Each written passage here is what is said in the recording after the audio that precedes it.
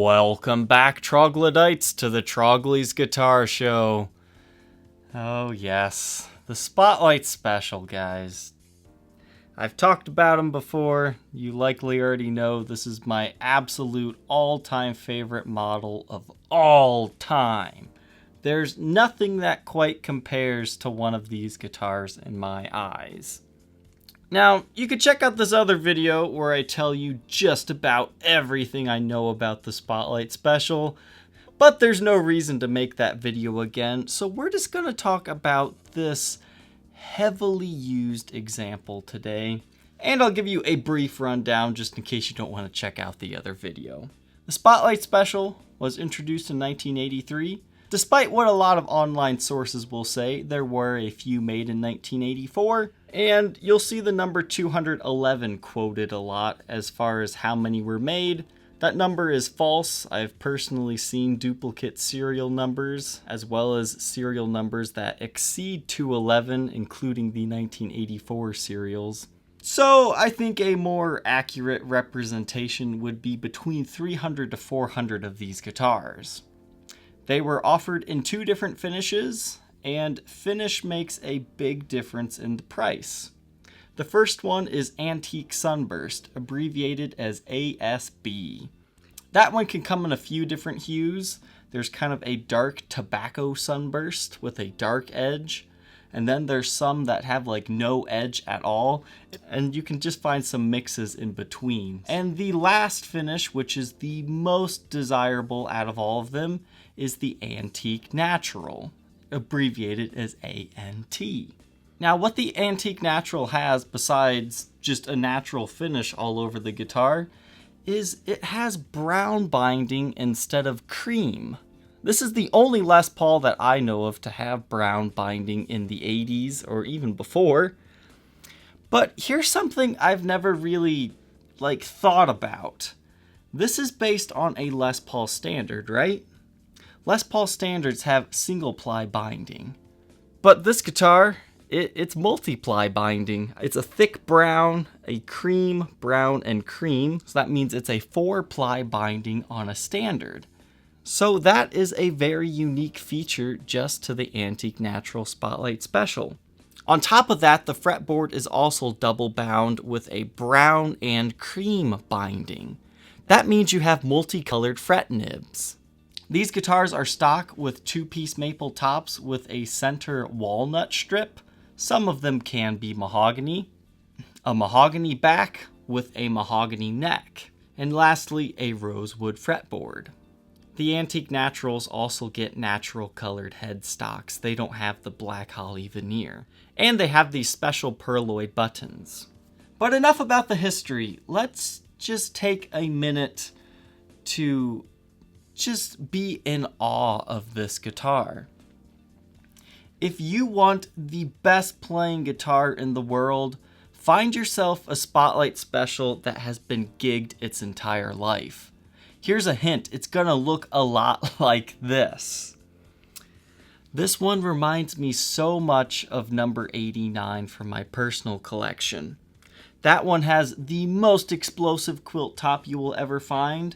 It belonged to a gigging musician who used it since brand new. He was in the Chicagoland area. The thing with that guitar is, obviously, with the blues playing and everything, the frets were just toast. Now, after the last level recrown job, the frets, they looked good. It's just they're very low. And I always had a personal struggle of, should I refret the guitar or not? And even though I didn't refret it, the answer is yes. Good guitars get played. They look like this. So if you're looking for something that has that sound and it was played for a reason, look for something like these. It doesn't necessarily have to be a Spotlight Special. When you're buying a guitar in this condition, you need to expect that some work needs to be done. Personally, on this one, I was kind of tinkering around with this for about a half hour before recording this.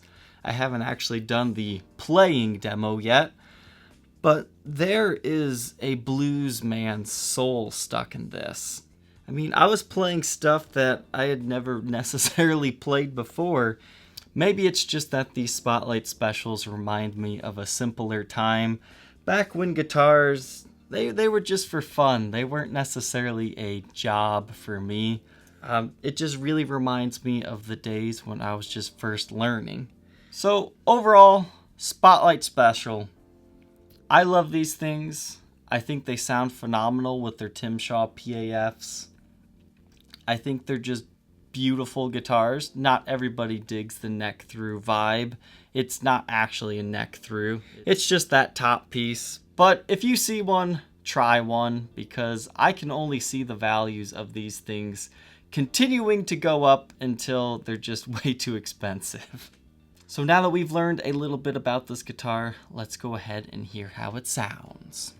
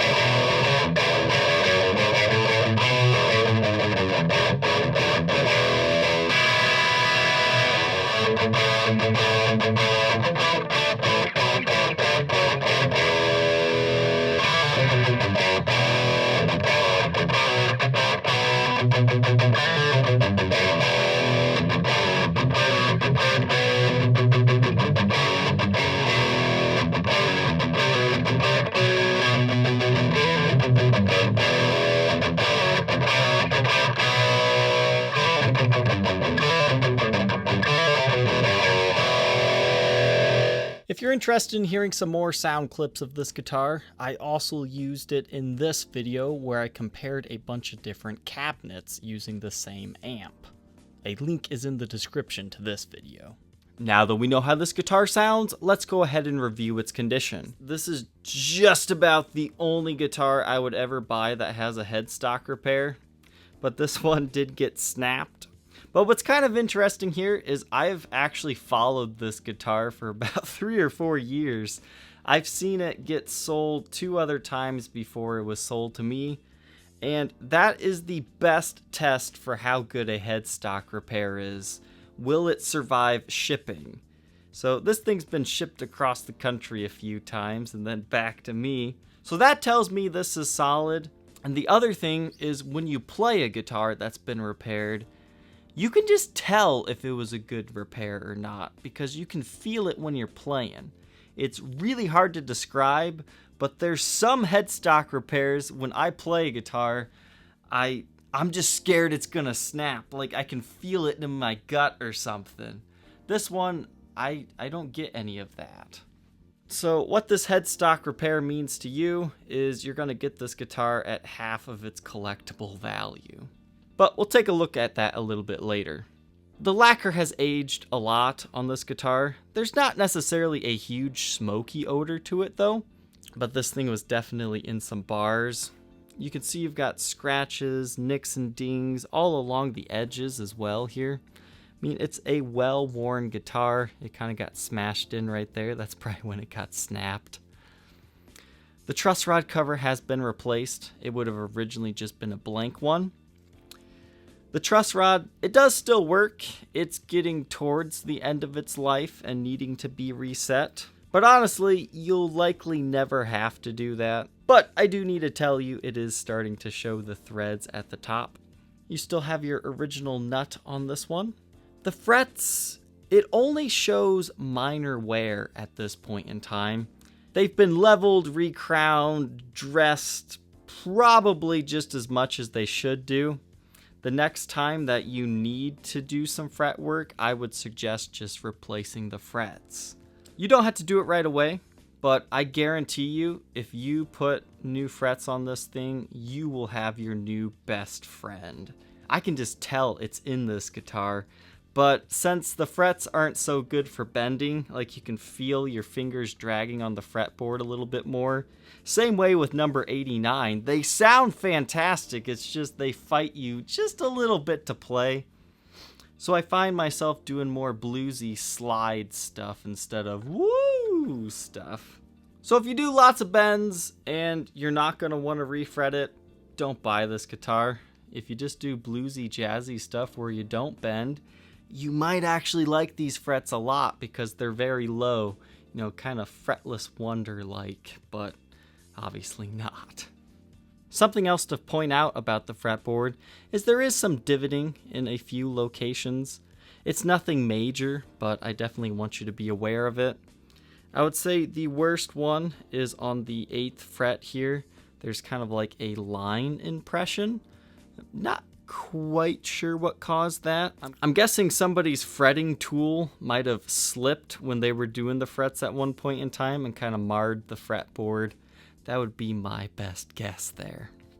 Now, besides the headstock repair and the replaced truss rod cover, the only other replaced part is the switch tip. Somebody put a brass one on. It's kind of got some verdigris showing, which means it's turning green. But I think it adds to the vibe of this guitar. Back when I was collecting these things, I used to restore them. But then, once I restored them, I felt like I lost a part of the guitar. Sure, it was original, but it lost a part of its history. I think you'll find with most hardcore Spotlight collectors like myself, we honestly don't care about the condition of the guitar. We care more about the story that is held within the instrument. So I've kind of come to terms with replaced parts as just viewing it as part of its story. But thankfully, everything else is original. Original 83 Tim Shaw PAFs. I'll be honest, this neck pickup, glorious. Absolutely fantastic. This bridge pickup though, it's very microphonic, meaning if you take it to like a high gain setting, it's gonna squeal a lot unless you're really far away from your amp. The neck pickup, it's got a little bit of that going on too. In order to cure that, you would have to wax pot it, but then again, some people don't like wax potted pickups. Some people love the sound when a pickup is microphonic, so I'll leave that for you guys to decide on your own. The bridge and tailpiece are original. You can see you've got the aged patina to them. And the beautiful 80s reissue knobs. These are like the perfect looking knob to me. This one has thumb bleeders. I think those were probably added after the fact. And now let's look at the condition here. I mean, beautiful flame top. You can't argue that this is one of the nicer flame tops in existence. On a Spotlight special anyways. These 80s Spotlight specials, they've got the beautiful flame going on, but usually, I mean, if you get rid of the flame, if we look at an angle where it's dead maybe, you can see where the wood grain runs perpendicular to it. So even when you hit it at a dead spot, then you've got a sweet plain top. But overall, this one is very explosive. But you've got some impression marks and light nicks and dings pretty much all over this thing. This one never had a pick guard. I believe most Spotlights shipped without them. A lot of people installed those though. Back of the headstock, this one is 83085, which means it's around the 85th one made. There's actually a date stamp in the cavity that reads April of 1983. You've got your original tuners on here yet. These are unique only to the Spotlight special. You can find a very similar one on the 335S standard, but it's not quite the same. So you've got some nicks and dings, and again, the headstock repair right here. It cracked it from here, and then it kind of went up by the tuners. On the front, you can't really tell it broke, but if you get it in the light just right, you can tell there is a little bit of a separation right there. But it's not necessarily an eyesore. It doesn't look like any, finished touch-up was necessarily done to hide it. You just kind of got the stained mahogany look now. But other than that, you've just got some light impressions on the neck. Again, I would call this one like a really nice rounded profile. It's not quite 100% a 50s neck in my opinion, but I'm sure a lot of people would call it that. And this was a well-loved instrument. It's not, chewed up by buckle rash too badly. It's got it in some areas, definitely. But for the most part, nothing really out of the ordinary on this one. These were built in the prehistoric era. They have the 59 styled thin binding in the cutaway, so you can see the maple top. However, what prevents these things from being prehistorics in my eyes is they have the Nashville styled bridge instead of an ABR1. If these things had an ABR1, I think you would see them be a lot more expensive than they are even today. I do need to mention that this bottom strap pin was kind of smashed into the guitar when I got it. I'm guessing that happened in shipping at one point in time. Usually what I do with this is I just put a little piece of paper towel in there. That way it's not, just sinking into the guitar. The correct way to fix that would be to take some wood filler and just fill it in and then re-drill it. But I don't have that experience, so you guys can yell at me in the comments section for using paper towel on vintage guitars again, but hey, it works. It's secure. Honestly, this one wasn't sunk in too bad. You could have used it without that. This one is a super glower. We'll take a look here. Everything's looking good on this one, but this will really help show you where all the clear coat has been worn away. That area is because of someone's arm.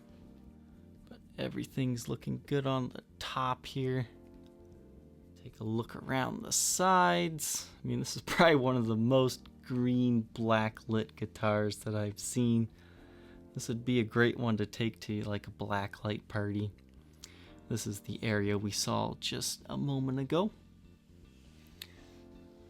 Back of the guitar, also looking good. You just kind of got that little area of rubbed finish right there.